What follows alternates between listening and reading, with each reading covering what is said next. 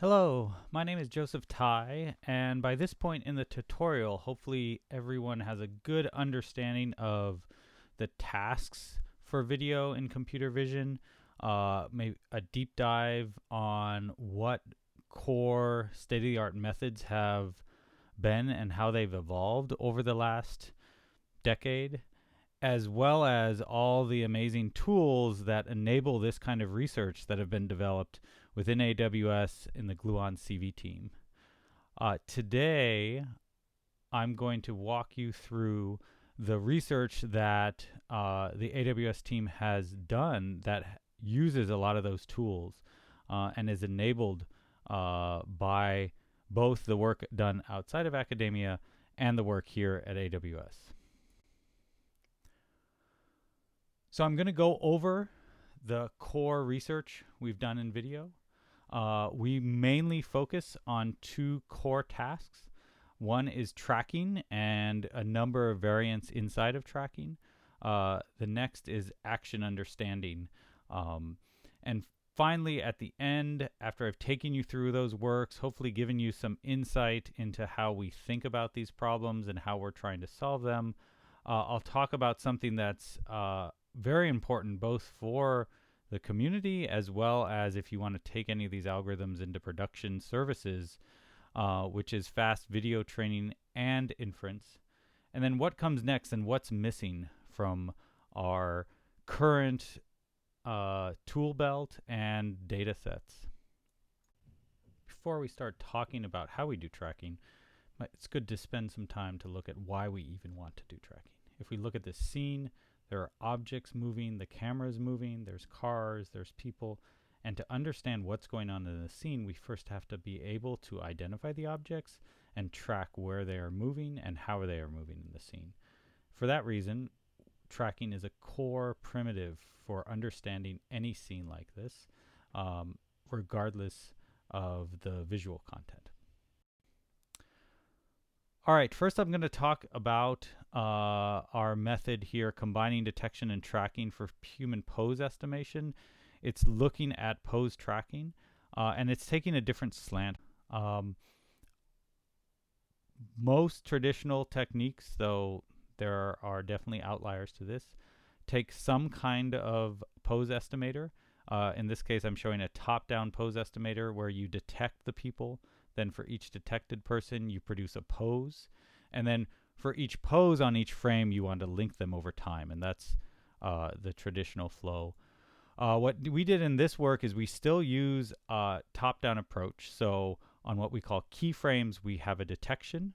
And then we feed in that keyframe along with the frames neighboring it to our pose estimation network, and it's able to extend that detection and those pose estimations temporally to give tracklets, pose tracklets, fully convolutionally inside the network.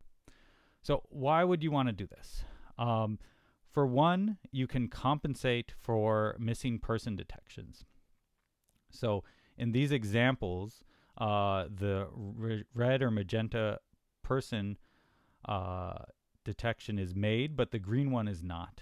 And so in the next frame, there is a green person detection. And so we're able to extend that temporally and pick up those people. That's a deficiency in top-down approaches typically. If you don't have that detection, you can't possibly estimate that pose. Secondly, you're going to get better estimates on these highly entangled people because it's using the temporal information and tracking that person over time to make sure the tracks are temporally consistent, where if you do a pose estimation on a single frame, the network is limited in its ability to make those judgments when people are entangled. And finally, you can produce more temporally consistent tracklets because the network's able to see multiple frames.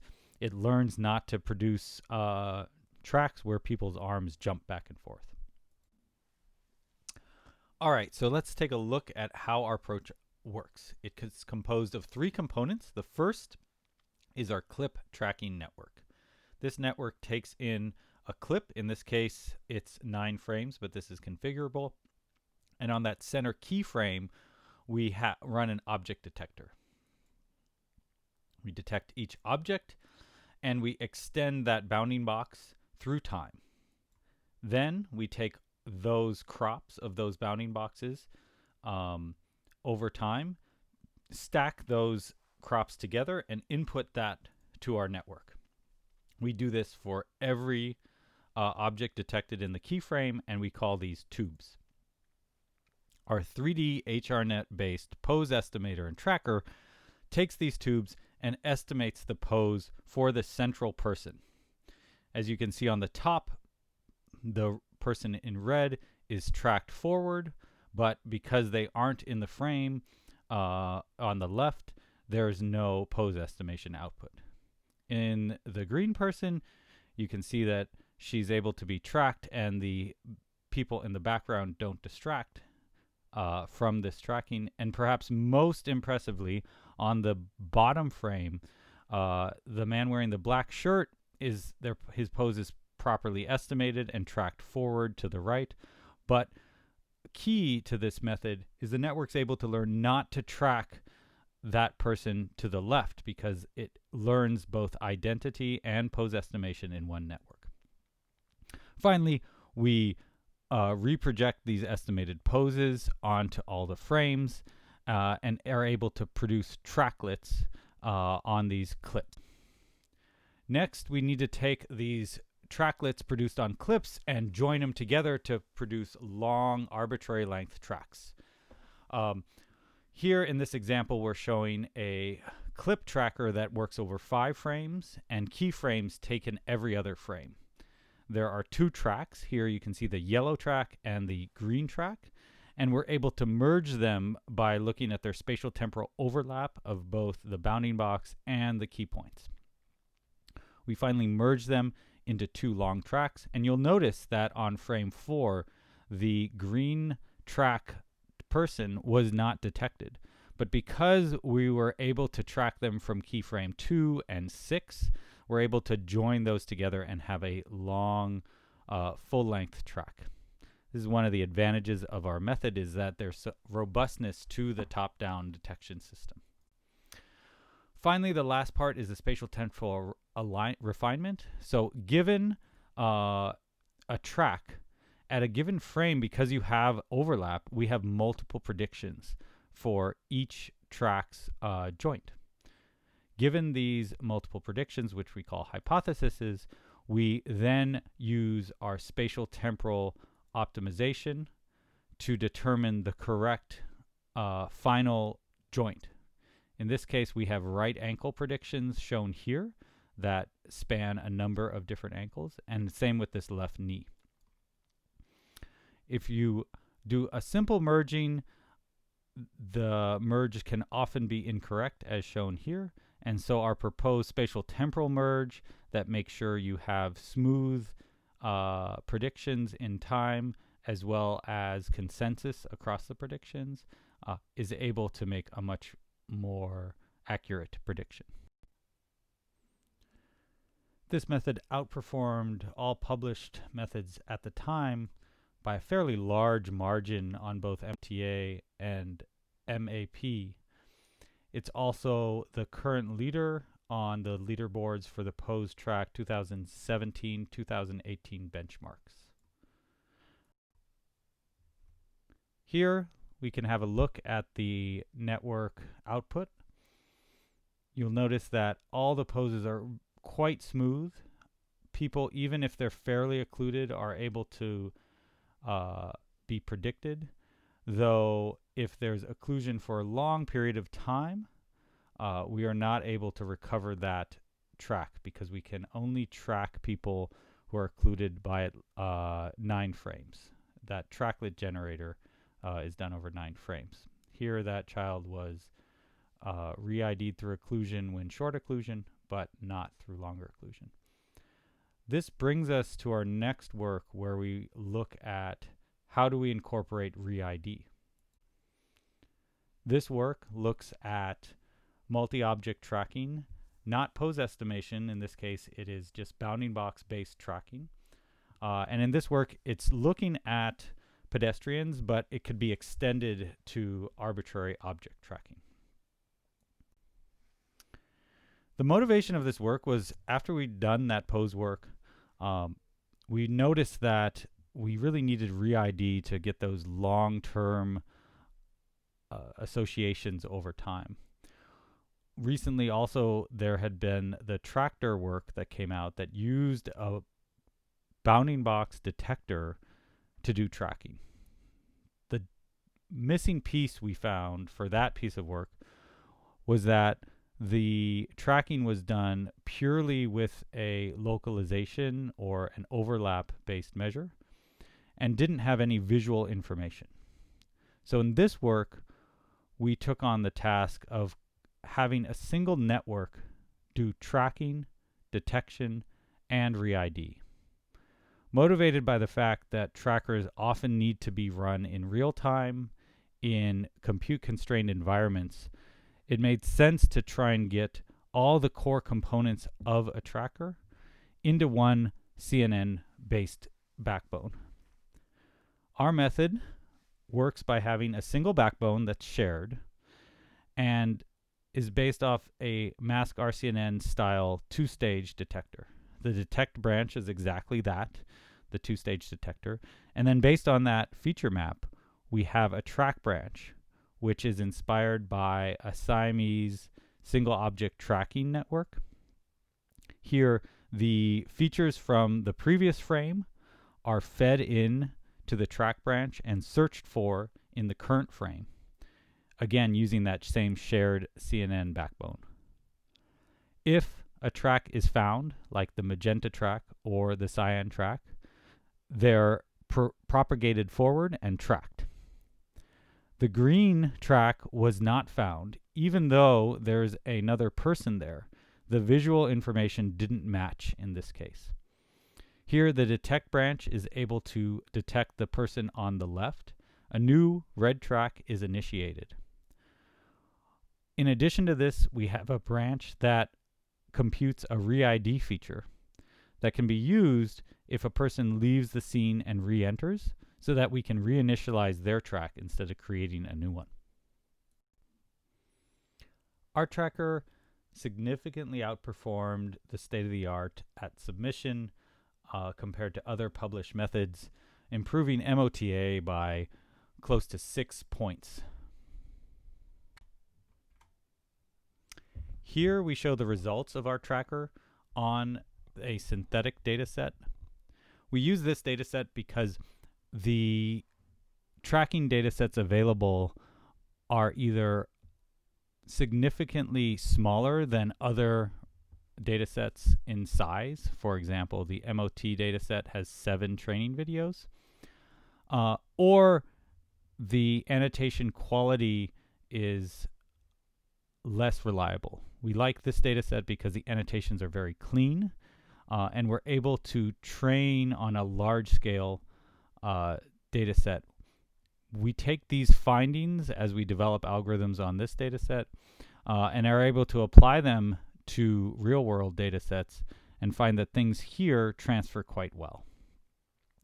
You can see that the algorithm's able to track people forward very cleanly and reID them as they move in between each other and occlude each other.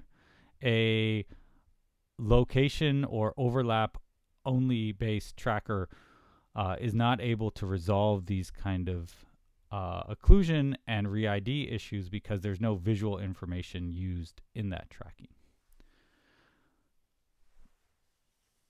The problem of not having large annotated real-world tracking data sets is real. And so in the next work that was done by an intern, Daniel, last summer, we looked at how can we use self-supervision to learn visual representations that then can be applied to trackers. This problem is formulated as by given a starting label in a frame where we have the labels in the first frame, we want to propagate those dense per pixel labels forward using an encoder. These labels are propagated based on affinities computed on small patches. we train F in a fully self-supervised manner. And so we can take advantage of a large corpus of video and not have to painstakingly annotate every frame of that video. We are in no way the first to do this. People have looked at using colorization, where you try to get correspondences between two frames and transfer the color from one frame to the other, where the color is not observed at training time. Temporal cycle consistencies, where you start with a patch in the frame T, you track that patch backwards to 2 frames and then back forwards 2 frames, and you measure the distance between the starting patch and the ending patch, because it should be tracked forward and backwards and you should end up in the same place. And then people have combined these two methods to rely on signals from both colorization and cycle consistency. Looking at these methods, all of them compare against using a ImageNet trained classifier as your feature extractor and using that to do the correspondence-based tracking. Surprisingly, perhaps, the ImageNet classifier is able to do quite well at these tasks.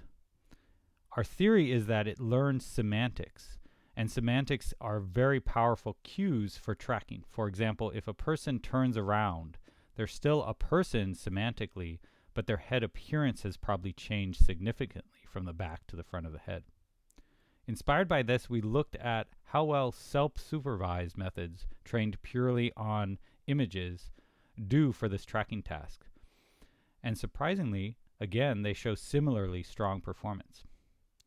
Inspired by this, our goal is to incorporate both these temporal-based self-supervised objectives with image-based self-supervision representation learning.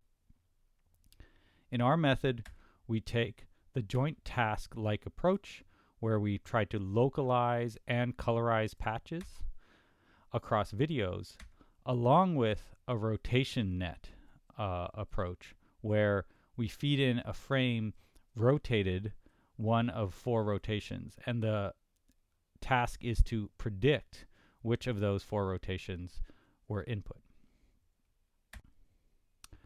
By doing this combination, our method both learns the ability to track objects forward using that visual consistency between frames that's present in video, as well as the semantics gained from the rotation networks. We outperform all of the other self-supervised methods on these tracking tasks.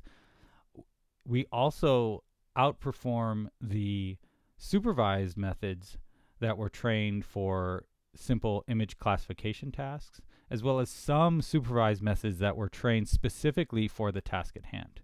We compare this on on Davis video object segmentation, human part segmentation, and human key point detection. And we see a significant gain. Here we can look at what visually happens and what the difference is. On the top row, we show that when tracking this dog through the forest, there can be patches that look visually similar, and the joint task starts to track onto the trees. But because the trees are semantically different than the dog, our method is able to track the dog much better. Similarly, with the person on the motorcycle, that when they're very far away, it's quite challenging to transfer any of that visual representation learned in the first frame forward, but semantically we can tell that they're still a person, and so our tracker is able to track them forward. Here we demonstrate the power of this method. On the left, we have the Davis challenge examples where we're segmenting out objects, sometimes multiple objects moving in tandem. The semantics really help in separating out the people from the cart there. And on the right top, we have examples of using pose estimation. Again, only the first single frame was annotated with pose, and we just use our correspondence features to track those forward. And then the bottom, the same situation for human parts. Next, we'll get into the topic of semantic video understanding. In this domain, the goal is to understand the content of video regardless of the domain. There are data sets with sports, egocentric data sets that look at cooking, data sets that look at media and movies. And each one of these have the basic task of categorizing what's happening in the video with the challenge of very different visual content.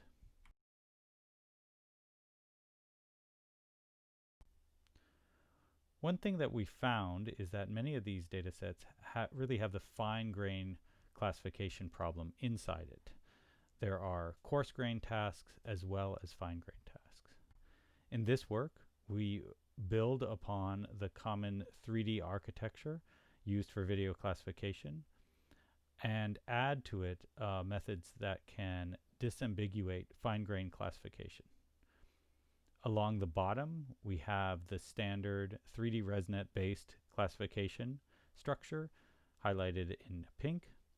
And then along the top is our novel fine-grained structure. We have a specialized branch of the 3D ResNet stage 5 block that is concatenated with the stage 4 output.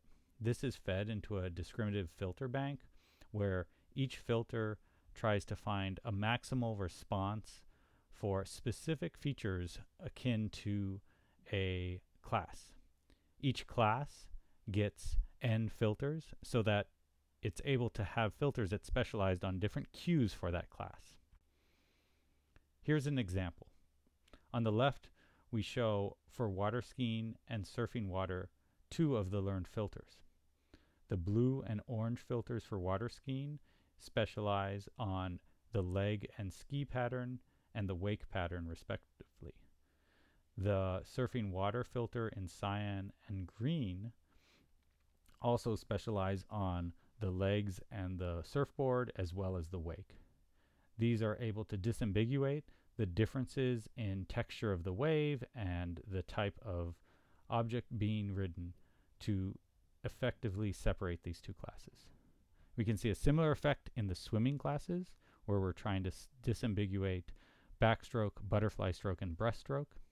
For each stroke, I'm showing 1 of the 5 filters that's learned, and you can see that it's learned the canonical pose of the stroke, freezing the person in mid-stroke, often when above the water where it's easier to identify them.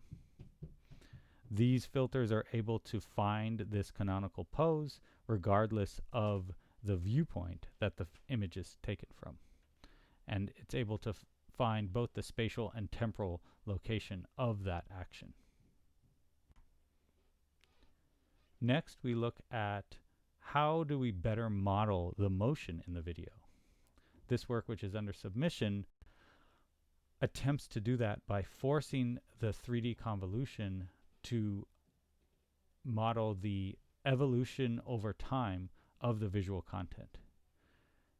By nature, the 3D convolutions have the power to do this, but it has been shown that often they look more at the visual content than modeling the temporal progression over time.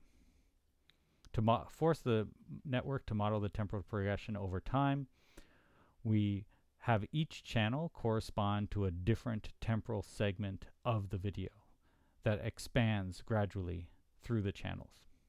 This can be thought of as the first filter only operating on the beginning of the video, the middle filters operating on the front to the center part of the video, and the final filter operating on the full temporal context of the video. We accomplish this by zeroing out the upper triangular matrix part of the matrix when we do our temporal convolution. We stack these blocks together out of the Res 3, 4, and 5 blocks and show that doing spatial feature aggregation in addition to these blocks can give a significant boost.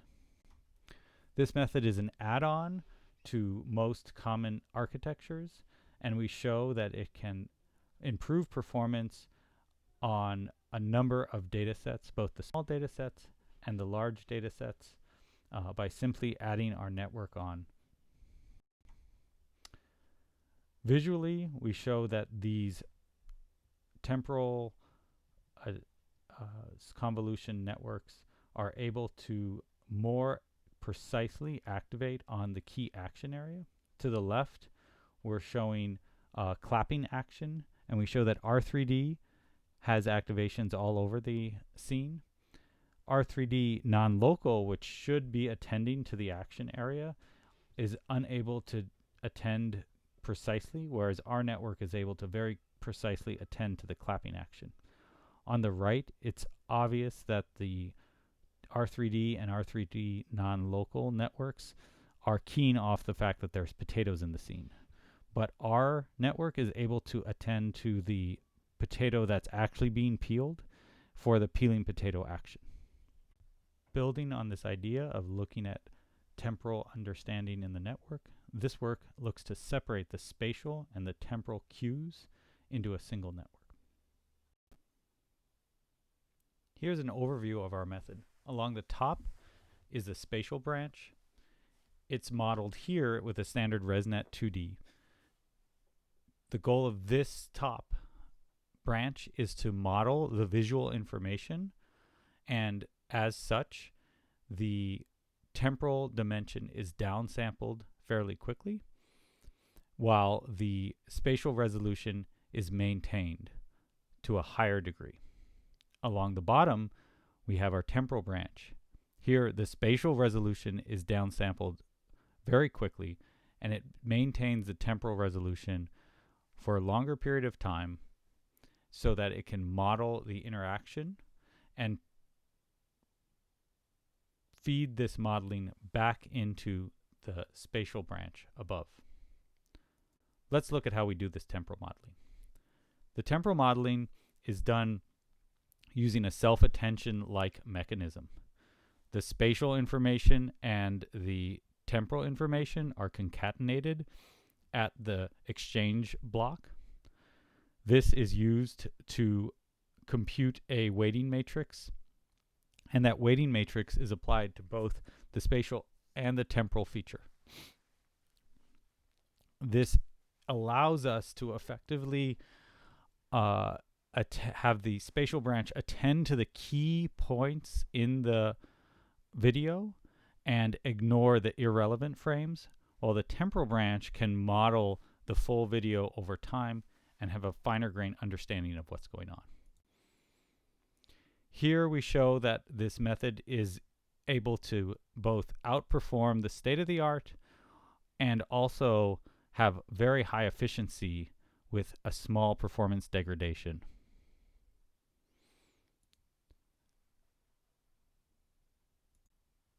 A key benefit of the way our temporal modeling works is it's picking interesting parts of the video. On the right, we show the attention over time. For the top video, we attend roughly equally over time because there is roughly equal importance in the full video. On the lower video, the first part of the video isn't relevant for the action of interest. And so our attention mechanism is able to attend more to the second part of the video. Here on the top, we show another example of where irrelevant frames, the person's not in the frame, are given significantly lower weight. Or on the bottom, the last half of the video is effectively ignored by our temporal modeling. And if we compare the activation maps with a standard i3D, we can see that our activation maps focus on the full action area, both spatially and temporally. In this next work, we look at a novel approach for tackling the zero-shot video classification problem for realistic applications. The zero-shot classification task takes an input video, passes it through a model, uses that model to create a visual embedding that has that's in the same space as a semantic word embedding. Then, given a set of labels of interest, we can embed those labels into the same semantic space and find the closest label for that video in that space. This type of system has been explored both for video and image quite a bit. When we started looking in this domain, we were surprised to find that most video work take a pre-trained CNN, so it's trained on semantic data, a fully labeled semantic video classification data set, and then add a complex set of post-processing to get from that space to the semantic space. We asked, why not just train a 3D CNN to directly embed visual information into that semantic space?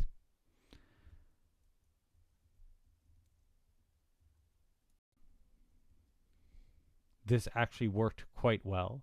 And in digging into the zero-shot learning paradigm in at least the video research, we found that people were often mix and matching data sets without properly filtering labels. For example, kayaking in UCF 101 and canoeing and kayaking in kinetics overlap very much, even though they have different names. And people were testing, if I train kayaking on UCF 101, how well does it do on canoeing and kayaking in kinetics? This doesn't really fit the spirit of zero-shot learning, and thus we also introduced a new method for removing such labels from data sets if we want to do cross-data set comparison. Doing this, we compare against other methods, and even when we remove data in the 605 class example, we're performing significantly better than other methods. Here we show in blue that if we start with all the examples for a few set of classes and then add training samples by increasing the number of classes, the error goes down quite slowly. But if instead we start with the full number of classes and very few training samples, we're able to achieve a significantly lower error rate with adding a quite few number of samples. Note that the sampling rate along the bottom is in log scale. In this work, we learned, perhaps unsurprisingly, that training a 3D CNN end-to-end for this specific zero-shot learning task is both simpler and significantly outperforms using a pre-trained CNN. More importantly, we strongly advise the community to take on our new stricter protocol for zero-shot learning tasks to make sure we weed out overlapping classes when combining multiple data sets.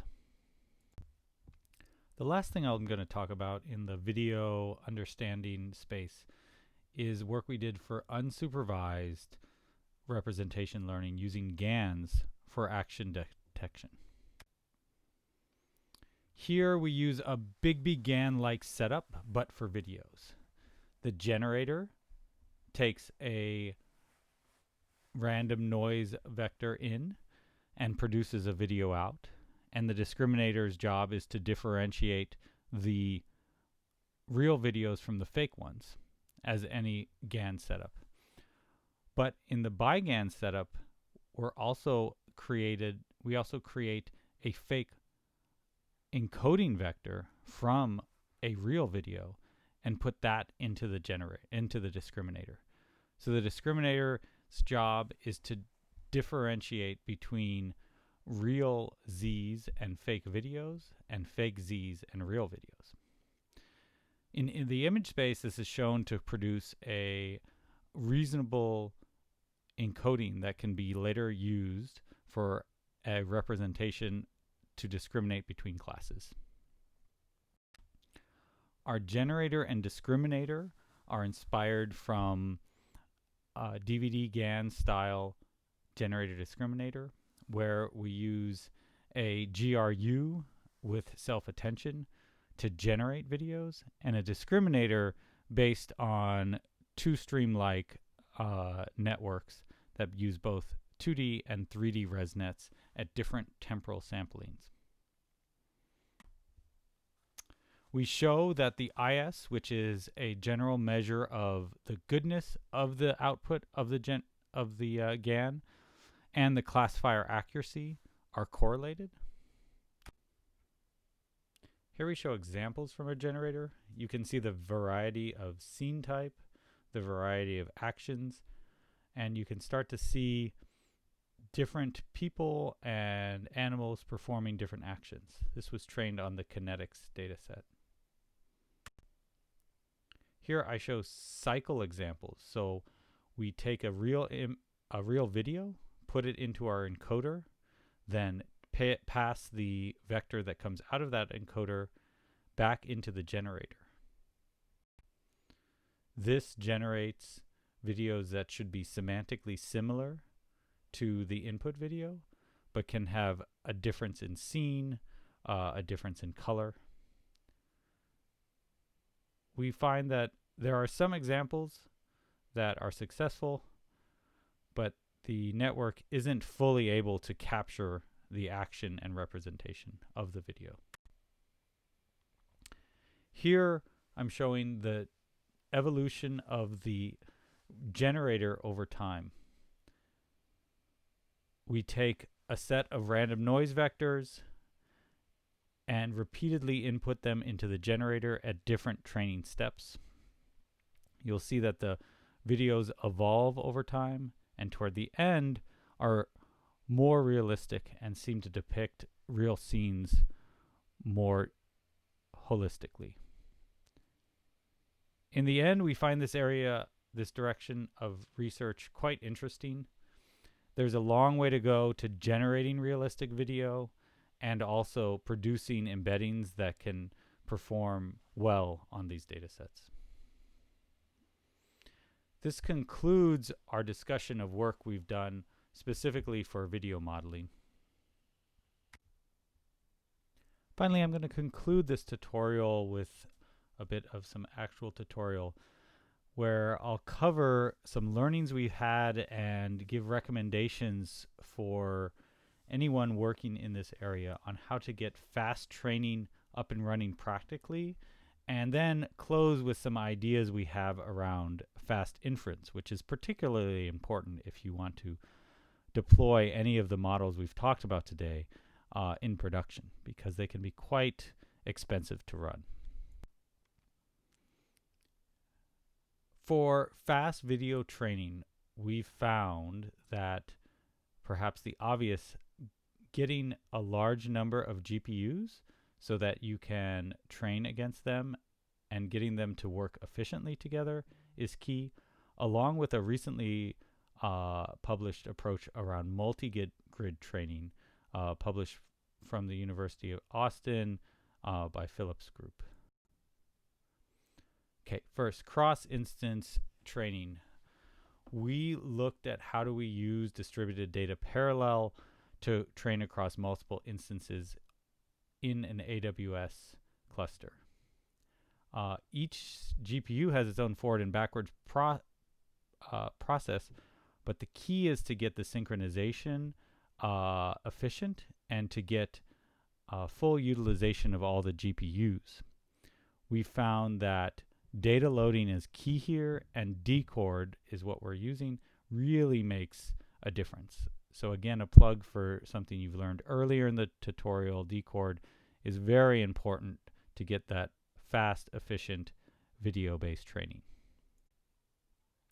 Next, we looked at this recent approach of multi-grid training and find it to be quite useful. Quickly, the idea is to train with larger batches that have smaller spatial or temporal scales. You can do this with short cycles that happen with changing these scales at each iteration, or longer cycles where you change the overall scale between each epoch. Combining these two short and long cycle strategies over training can see significant improvements in convergence time. Here we show all together how we are able to train a full i3D model on Kinetics 400 in 3 hours. We use 64 GPUs, which is a lot, but not outrageous number compared to some of these other methods. Using dcord, again, to make sure the data loading is very efficient. And then adding multi-grid training on top of this to get to that 3-hour number. Just using the brute force and efficiency of 64 GPUs and dcord, we hit a 12-hour training time. And adding the efficiencies of multi-grid, we have a 3-hour training time. This allows us to iterate very fast when we're doing experiments. Some important learning specifically around multi-grid training we'd like to provide to the community is we find that these short cycles are more stable than the long cycles. And the long cycles don't perform well if we do temporal downsampling too aggressively. In the multi-grid training, we also found that training is more stable when without using the learning rate scaling. And a final fine-tune helps about 0.5% point inaccuracy at the end. For my last topic, I'm going to give you a sneak peek in what we're doing in fast inference. There's a number of different approaches to fast inference in the literature, looking at neural architecture searches, model compression and distillation, frame dropping, and actually running on compressed video data. Here we're taking a slightly different approach. We're looking at, can we take a single pass and do a feature selection to feed the same features that you'd get into a current model. The motivation here is many methods require that we train on short clips and then at test time oversample those short clips. So sample the same clips multiple times with different crops to get the highest performance. We want to avoid this dense oversampling during inference and use a single pass sampling. To do this, we look at how do we select frames automatically inside the network and send those to the standard classifier. We actually do this by breaking a pre-trained network apart and in the middle inserting a feature compression layer.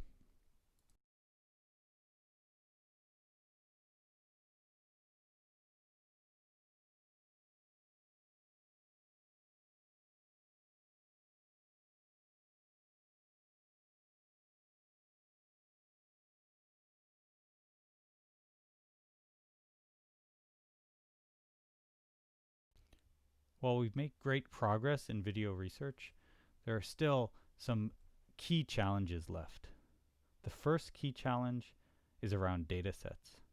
While we have quite a large number of video data sets, they often lack in the diversity that we see in image data sets and are harder to source due to the nature of video content, both in size and availability.